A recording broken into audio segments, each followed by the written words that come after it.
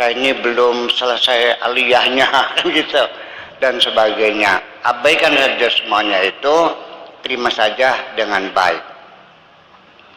Kemudian yang dimaksudkan wijhatan di sini artinya satu kesempatan atau satu peluang engkau bisa berkenalan,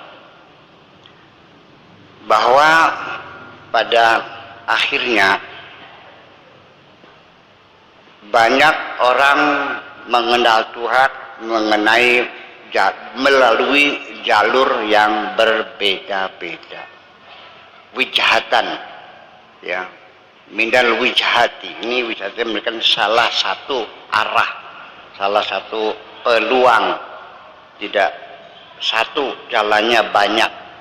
Orang mengenal Tuhan bisa dengan melalui ilmu pengetahuan, melalui sains dan teknologi. Ada lagi mengenal Tuhan melalui jalur kesenian. Ada lagi melalui jalur pertapaan. Ada lagi melalui cobaan dan ujian. Ada lagi bermacam-macam lah. Nah, ini di Indonesia ini sebetulnya sedang banyak tumbuh kesadaran orang mencari Tuhan. Makanya kalau ada orang mengklaim dapat wahyu, itu terus langsung banyak yang percaya nih. Ada orang bersahabat dengan Jibril, langsung banyak pengikutnya. Karena memang pangsa pasarnya lagi bagus ini nih. Iya. Tetapi apa yang terjadi? Kebobodo kabeh.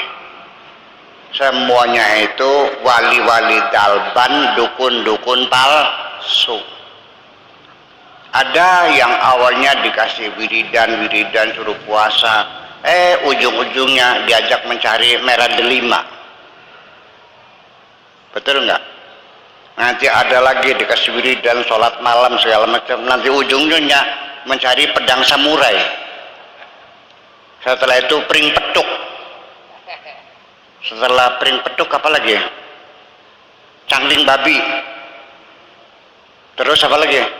Kantong macan. Sampai menggandakan uang. Anti tembak. Enggak masuk akal. Tapi yang orang itu lagi kehausan mencari Tuhan, ya dijalani juga.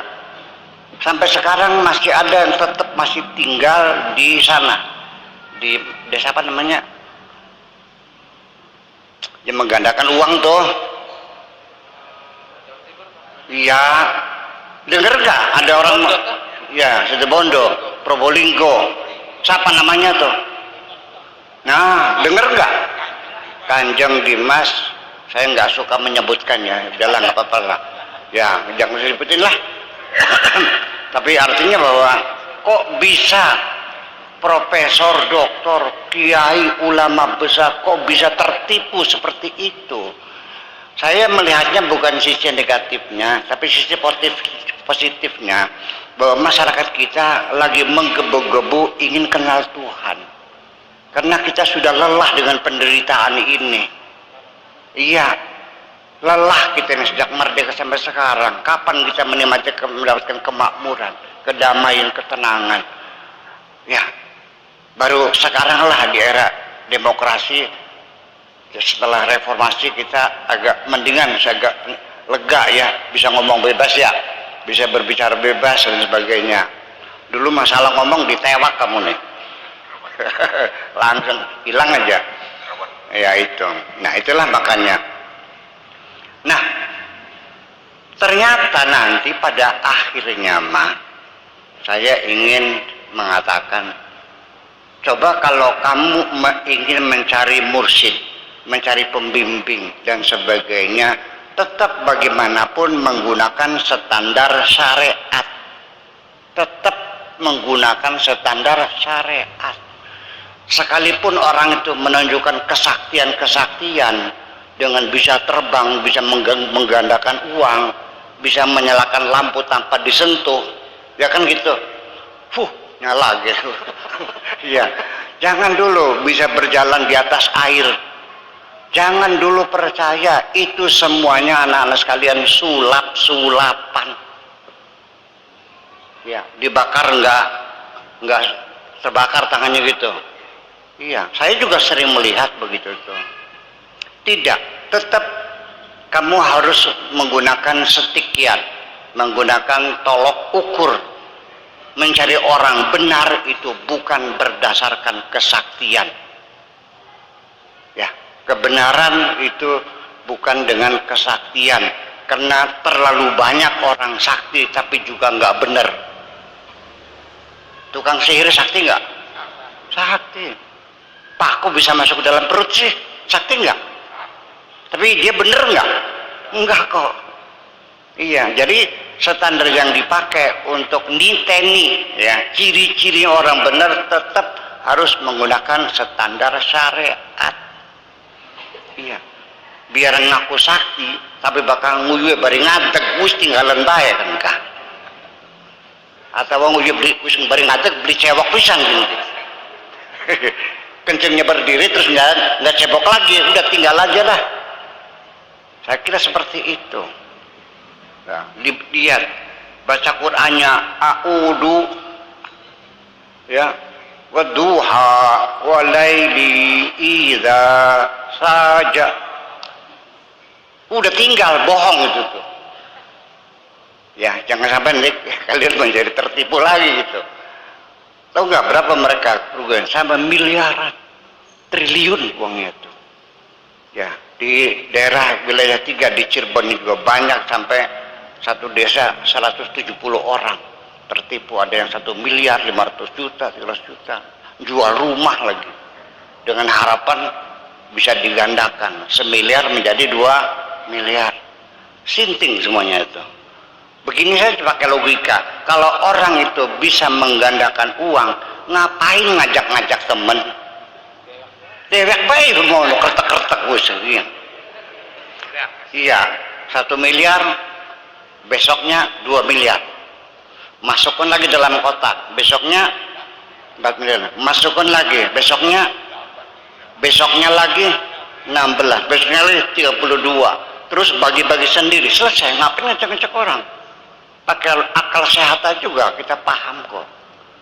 Nah itu makanya, jadi sudah tersesat kemana-mana. Nanti pada akhirnya ketika Allah menghendaki ingin memperkenalkan dirimu, percayalah suatu ketika nanti engkau akan diberi kesempatan, wijhatan, diberi kesempatan bisa berkenalan dengan orang yang sudah kenal dengan Allah, dan nanti dia itulah orangnya yang akan memperkenalkan dirimu kepada Allah. Satu cirinya, orang ini pasti tidak akan pernah minta imbalan apapun kepada kamu. Kalau masih minta uang buat beli menyancin, udah bohong. Padahal mah belinya di Banjunan menyanyi tuh. Ya, 1.000 pergane mah. Mintanya 25 juta.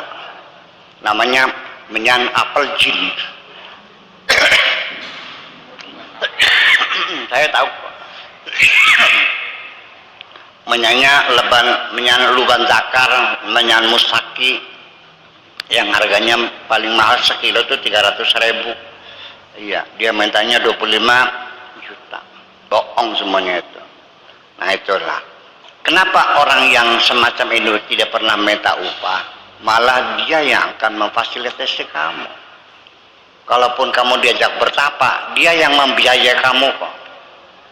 Karena orang yang sudah kenal Tuhan ini bukan dicari, tapi dia yang mencari orang-orang yang berbakat dan mampu bisa berkenalan dengan Tuhan. Jadi bukan kamu yang bahagia, orang yang kenal Allah lah yang berbahagia ketika dia melihat bahwa kamu punya bakat untuk itu. Jadi mencari. Sekolah juga di sini jangan anak-anak meminta supaya dipilih, tapi sekolah sendiri yang harus memilih, menjaring sendiri mencari anak-anak yang punya minat dan anak-anak yang berbakat. Bakat dan minat bukan kamu yang mempertunjukkan, tapi kami sekolah yang akan mencari kamu. Betul enggak? Nah, itulah persoalannya. Ya. Lalu pada akhirnya siapa orang yang sudah kenal oleh Allah itu, terjadi begini, mencarinya di Gunung Dieng, di Gunung Serandil, Gunung Kemukus, Gunung Cupang. Iya. Muter-muter cari cari orang sakti, cari waliullah yang bisa membimbing dirinya. Jadi ceritanya itu ada seorang lelaki yang kepengen belajar benar dengan meningkatkan kegiatan ritual-ritual. Sholatnya bukan hanya 5 waktu fardu saja, tapi juga ditambah dengan sunnah qobliyah dan ba'diyah. Dari mulai sholat fajar, qobliyah subuh, lalu duha, qobliyah duhur, ba'diyah duhur, qobliyah asar, qobliyah maghrib, ba'diyah maghrib, qobliyah isya, ba'diyah isya, malam bangun lagi, sholat taubat, sholat tasbih, sholat witir, sholat hajat, sholat witir, nanti sholat fajar menjelang subuh. Zikirannya juga berjam-jam, gada-gada hilaluh, sampai istrinya merasa jengkel. Apa bilangnya? Tetangga sebelah barat jam 2 malam sudah berangkat ke sawah, tangga sebelah timur jam 5 sudah berangkat ke pasar, suamiku jam sanga masih gada gedek baik. Perangsane tasbih kok bisa digoreng kok perangsane kok. Sambil ditarik sejadahnya disabetakan ing dase sisan. Seperti itu. Jadi selalu di gini. Tidak mungkin bang kamu jadi wali, paling wali jedalban kamu nih. Udah yang penting usaha aja yang rajin ngasih makan anak istri tiap hari di mestinya. Akhirnya saking gak betahnya dengan istri, dia pergi melanglang buana mencari waliullah sampai Gunung Serandil, gunung apa lagi, Gunung Kemukus, Gunung Kawi, Gunung Cupang gitu, muter-muter. Akhirnya, nah disinilah Allah menghendaki orang ini bisa berkenalan dengan Allah. Ketemu juga sama waliullah yang beneran. Tetapi ketika dia ingin belajar, pengen dianggap murid, nggak bisa. Kamu ini goblok, percuma jauh-jauh datang ke sini pengen belajar bener sama saya. Padahal orang yang di sampingmu, yang tiap malam bertidur berselimut dengan kamu, itu adalah waliullah gedean itu. Maksudnya siapa? Ya istrimu itu. Konon. Jadi artinya dia melongo aja. Masa iya? Nyong dia tuh ngelarang saya dikiran, ngelarang saya sholat. Masa dia waliullah? Udah pulang aja, percuma kamu tuh. Dah sana. Akhirnya dia ya udah balik lagi. Sampai di depan pintu, istrinya sudah nunggu di depan. Sambil tersenyum, baru tahu lo ya. Ya, itulah artinya bahwa persoalan perwalian itu tidak pernah dipamerkan, pasti disembunyikan. Jadi kalau ada orang yang pamer-pamer sudah pasti itu bukan. Percaya nggak? Sudah begini pakai logika yang sederhana biar anak-anak paham semuanya. Kalau yang digelar di depan rumah sing diler-ler kah watu kali duduk. Ya, watu kali kan. Itu batu kali yang digelar tuh dipamerkan tuh. Kalau berlian digelar nggak di depan rumah? Di mana ditaruhnya? Di kotak. Kotaknya dikunci. Kotaknya ditaruh di sorogan. Sorogannya dikunci. Sorogannya di mana? Lemari. Lemarinya dikunci. Lemarinya di kamar. Kamarnya dikunci.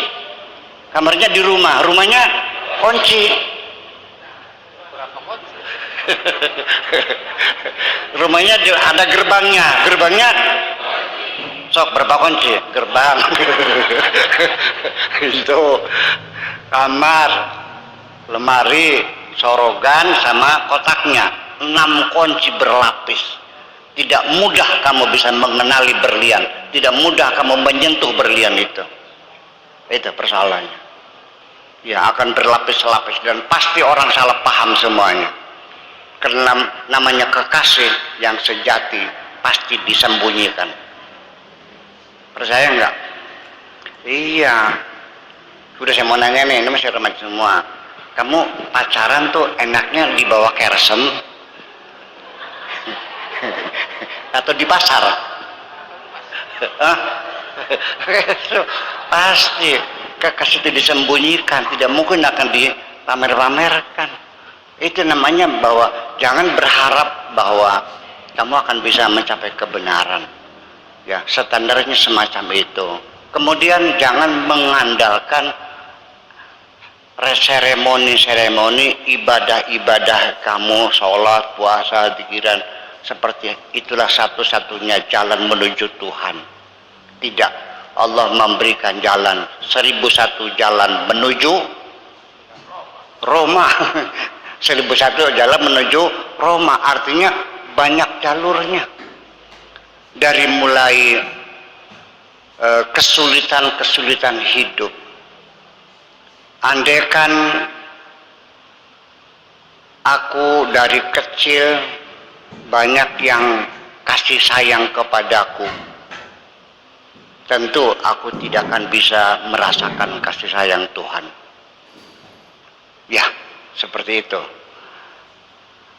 Seseorang yang menekuni keilmuan, mau mempelajari tentang virus corona umpamanya, atau virus AIDS, berbulan-bulan di laboratorium sambil matanya melotot-melotot melihat mikroskop. Dari situ seorang ilmuwan bisa menemukan Tuhan. Tapi juga termasuk orang yang melalui peribadatan seremoni, ya, pertapaan juga bisa menemukan Tuhan. Kemudian apalagi bahkan yang tidak diduga, tidak pernah mencari Tuhan, malah diberi kesempatan dia kenal dengan Tuhan. Banyak pelacur-pelacur yang bertobat menjadi waliullah. Banyak preman-preman, bencoleng-bencoleng yang jadi waliullah. Zunun al-Masri itu preman gedean, tukang mabuk, tukang rampok, jadi wali kan.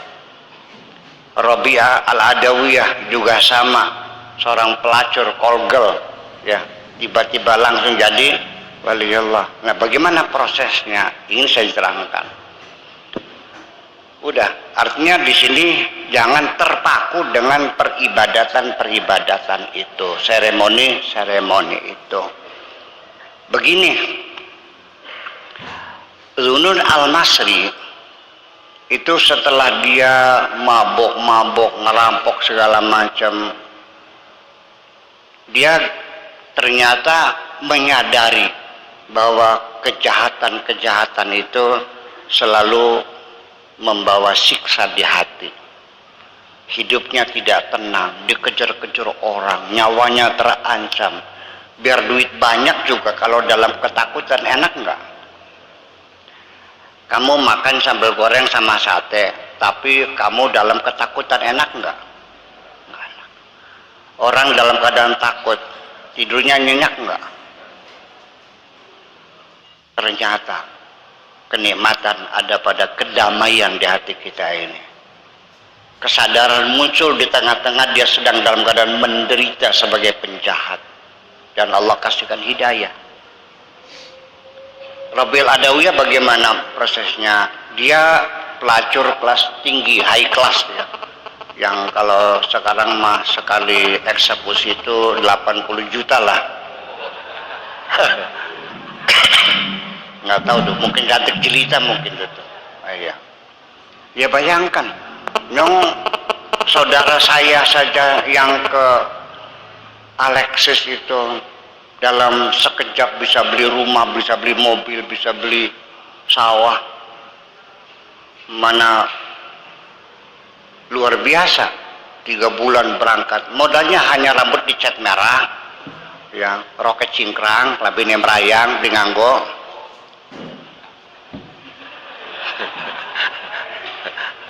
Oke, 3 bulan berangkat, si Alexis. 3 bulan pulang, beli rumah. Berangkat lagi, 3 bulan pulang, beli mobil. Berangkat lagi 3 bulan pulang, beli sawah. Ya kan? Ya coba aja. Di Alexis tuh katanya, saya belum pernah ke sana, katanya aja. Gelembusung belum pernah. Katanya sekali eksekusi itu 2,5 juta. Itu hanya eksekusinya, belum embel-embelnya ya. Ya, minumnya dibayarin kan gitu, segala macamnya banyak lah. Mungkin ya itu. Udah, kalau ini 2,5 juta saja, dan perempuan di sana satu hari bisa melayani 4 kali eksekusi. Jadi berapa tuh? 10 juta kali 3 bulan berapa duitnya? Ya pantas. 900. Bisa beli rumah kan? Apalagi rumahnya di Kertasmaya lagi. Itu. Nah, lalu Rabiul Adawiyah kelasnya lebih tinggi lagi. Itu mah sanjalukan, no? Iya, mungkin cantik jelita lah, namanya juga call girl, high class ya, di hotel ke hotel. Kenapa demikian? Ada sesuatu yang terjadi, yaitu dia mengalami satu penderitaan, ya, depresi. Seorang pelacur itu depresi, ya. Kenapa? Bedanya, ini udah kelas berapa sih? Kelas berapa ini? Kelas berapa? Kelas 2 kelas 3 ya, wesan. Ini anggap aja pelajaran seksologi dah. Dan saya termasuk adalah seorang kiai yang setuju diberi pelajaran seksologi. Yang ilmu masa ilmu haram ngaco sih mah. Masa ilmu haram? Ilmu kan untuk membahagiakan kamu juga, meningkatkan kualitas. Ya, begini. Lelaki yang sering melacur itu tidak otomatis depresi. Paling-paling ya kena penyakit ain. Ya, atau penyakit sepilis, atau Vietnam Rose, atau apalagi gonore. Cari wong kene mah bengang kok sepilis barangnya gonore ya. Tetapi kalau perempuan itu berbeda ya. Kalau laki-laki bisa berhubungan dengan siapapun tanpa cinta, tanpa rasa, asal kenal, tawar menawar, jadi setuju, udah selesai, puas, senang boleh. Iya, ancamannya mati kok, dan obatnya belum ada sekarang penyakit AIDS-nya. Dan saya doakan mudah-mudahan jangan ketemu dulu. Kok pakai perangkat modar kabeh sampai ketemu, biar kapok gitu. Iya. Sampai ketika selesai melakukan perbuatan haram itu pun, perzinahan itu, ya dia merasa puas. Ditanya namanya siapa cewek tadi, nggak tahu. Orang mana juga nggak tahu kok. Selesai. Tapi kalau perempuan nggak bisa berhubungan intim dengan lelaki yang tidak dicintainya. Karena perempuan dalam berhubungan intim di situ harus dengan rasa. Paham nggak? Nah, sedangkan pelacur itu dia mesti melayani lelaki yang tidak dicintainya. Bahkan kadang-kadang supir truk Jakarta Surabaya yang seminggu belum pernah mandi. Kayak apa bawa perengusnya. Tapi dia terpaksa melayaninya juga.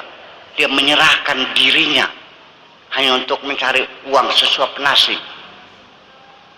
Berarti ketika dia melayani lelaki yang tidak dicintainya, itu berarti dia memperkosa perasaannya sendiri. Sehari 2-3 kali dia memperkosa perasaan sendiri. Ya, dari situlah maka terjadi disorder. Apakah itu bipolar, apakah itu depresi seperti biasa. Tapi kalau sudah mulai di situ dia tidak bisa mengendalikan emosinya, ya emosinya meledak-ledak. Kadang-kadang baru saja tertawa terbahak-bahak, lalu tiba-tiba dia menangis menjerit-jerit. Kalau sudah lagi kecewa, kepalanya dibenturkan ke tembok, nutup pintu juga dibanting, ya piring juga dilemparkan.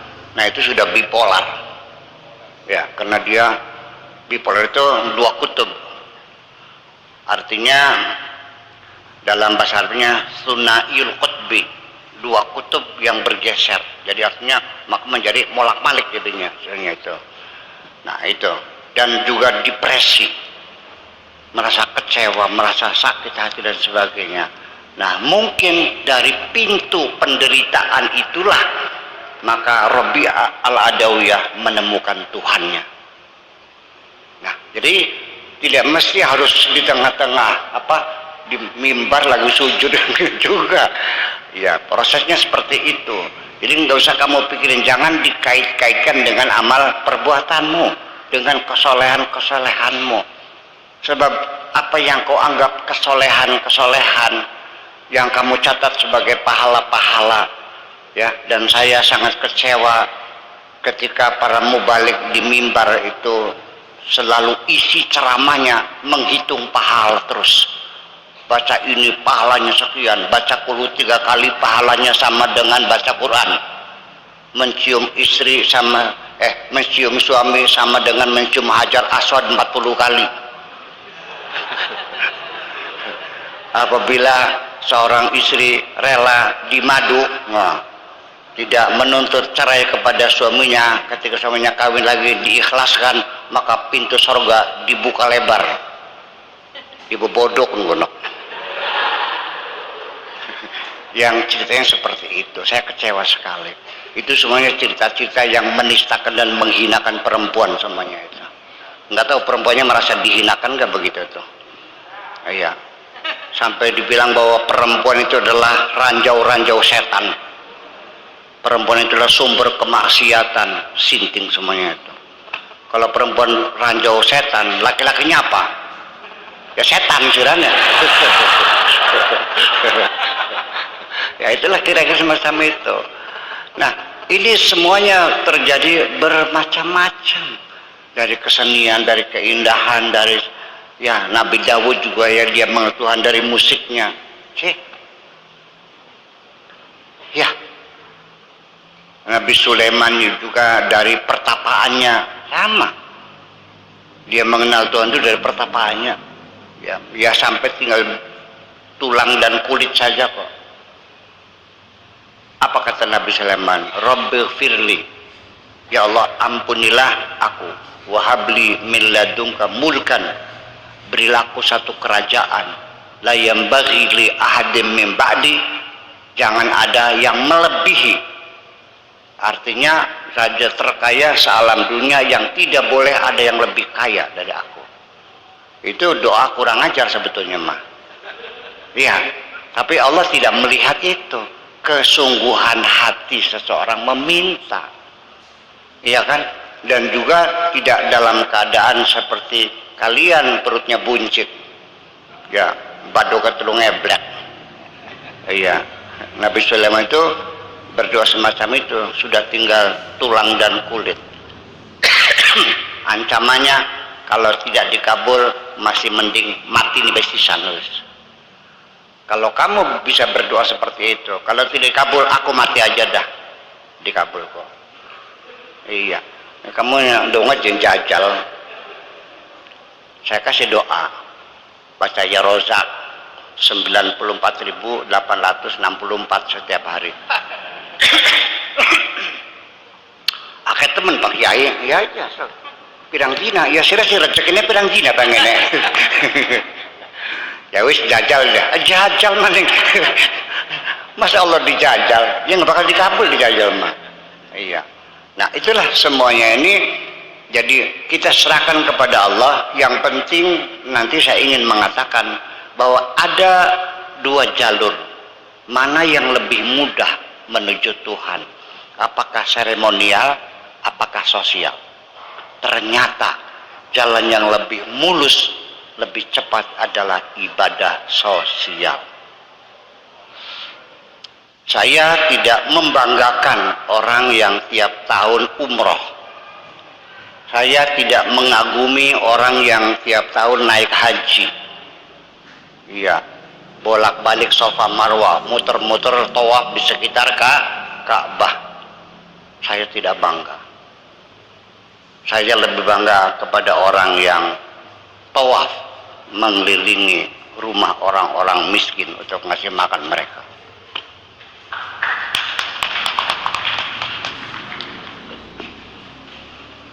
Sebab banyak sekali kita ini dikiranya suatu ketika nanti besok di akhirat ada orang yang mencari Tuhan kemana-mana, dipanglo, artinya dipersalahkan. Kata malaikatnya, kamu gobloknya luar biasa.